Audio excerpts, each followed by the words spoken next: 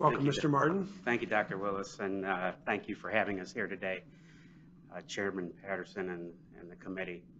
I am the treasurer of Richmond Heights Schools. I don't have the tenure that Dr. Willis does with Richmond Heights Schools. I do share a short time with Cleveland Schools in the finance department and understand, you know, the finance of public schools from a large and a small scale.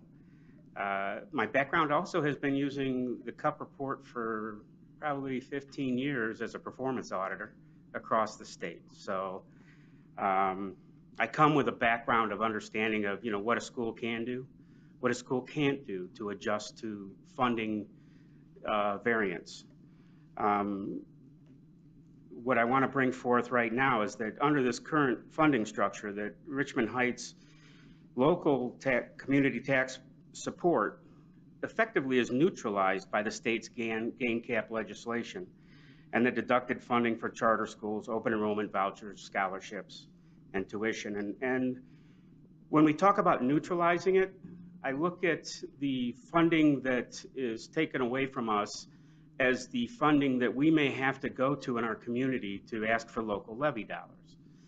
Now in Richmond Heights, the cap removes $650,000 each year, which to us means we need to go to our local constituents and replace it with 5 mills. Well, we know how hard it is to get mills and levies passed. Our district has been fairly regular. About every 5 years, they will pass a 5 mill levy. But we're having 5 mills taken from us because part of the story is also that we're a 27% share. So not only do we get $1,800 taken from us, we get the remainder of the funding taken from us as well, which we fill in behind with local share. So in a way, we feel like that's being taken from us, the support we're trying to give our students as well. In total, we're looking at $650,000 a year that come out for the gain cap and approximately $1.3 million per year that is deducted. We're a $13 million budget.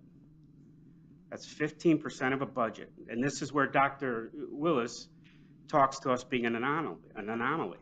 If I was in a Cleveland schools, my material significance has a much different meaning. My material significance here in Richmond Heights speaks to every dollar for every student so we can continue to support our urban district. I looked at one indicator that the CUP report has always had, and that's that the ability for a local community to levy more dollars and help the public funding. One was always meant to be kind of you're doing your job. That was the standard. Richmond Heights is number 38 in the highest ranking for that effort at 1.4. They're doing their job. I come here now as the treasurer because I have to help plan revenue against revenues for expenditures. I've seen Dr. Willis do just the best job she can to continue to provide the supports for our district, but I don't think I've ever seen this situation where you have so much money pulled away and you can't add enrollment. Every time you turn around, the programs are being broadened so that more students can go somewhere else. And that's the nature of where we are.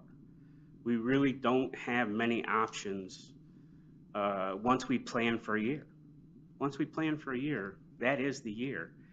And as the year goes on and vouchers are taken away, I would ask that as you look at the funding, that you consider Richmond Heights and the impacts of, you know, those deductions. I think from what I've seen, some of the new funding formula addresses a different revenue for Richmond Heights. But if the deductions don't remain in this initiative, we'll go 3 steps backwards. So I would implore that you fight hard for that provision.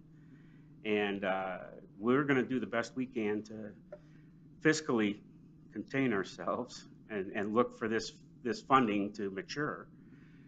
but we'd ask that definitely that be an emphasis for your provisions. I just wanted to talk a little bit about sort of the stance we have on some of the provisions. In the base cost funding, we think it's a good idea. We support it. I think it's a transition to something that could mature in a better way than our funding formula has been changed over the many, many years. The direct funding of students attending schools of choice, I think I've spoken to that. I'd like to see those deductions removed from how it would affect us. In part because you take more money than we're given. Mm-hmm. In fiscal year 2017, we paid the state $8,017, somewhere around there. So if you look at the report, we're on the very bottom. We paid the state. That to me tells just huge story there. And we've continued to operate through that. I've spoken to the caps, and that hurts us on the front end, because that's just money that was calculated that we could use for our educational purpose that we just won't see. On the other end, it's taken away from us. So I would ask that, again, that you consider Richmond Heights as you consider all the effects that the legislation may have. Those are simple pieces for me. They're not minor, but they're small ones, but they are very, very huge to the funding for this district. What I'd like to do now is just turn it back over to Dr. Willis to put some concluding statements to submitted. So in conclusion, as we move forward, we want to say that we do support the fair funding bill. We respectfully ask that you consider and promote the removal of gain caps, as well as the deductions or peel-offs, as we talk in common language, around those tuitions, vouchers, and other tuition scholarships. Just know that our small community believes in us as a school district. They have been more than supportive.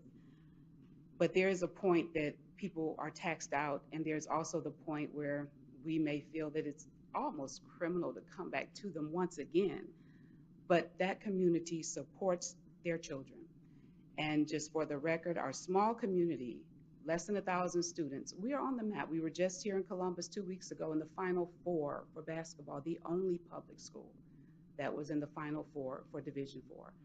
So with the support of our community, with, unfortunately, the high taxation, and with no industry, this is a bedroom community of people that just love to live where they live. They work elsewhere, they worship elsewhere, they shop elsewhere. So that is why we're here. We are so appreciative of this opportunity, and we are here for any questions. Well, let me thank you for coming and to providing the information on Richmond Heights and sort of laying out the issues that you have, the challenges you have, as well as the good things that you have. And it does help us to hear individual stories about what is taking place in a specific district. And a part of our plan does have phasing out the gain cap. As the whole plan is phased in, does continue categorical funding. It does do the direct funding of community schools and vouchers. And so it does a lot of those things that you've indicated will help you. So we'll keep working on that to get it accomplished. So are there questions for the